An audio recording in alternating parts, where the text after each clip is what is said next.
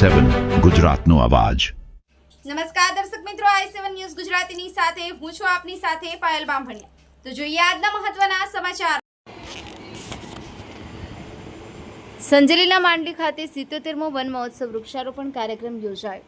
મળતી માહિતી અનુસાર દાહોદ જિલ્લાના સંજેલી તાલુકાના માંડલી ખાતે એક પેડ માં કે નામ અંતર્ગત 77મો વન મહોત્સવ અને વૃક્ષારોપણ કાર્યક્રમ યોજાયો હતો।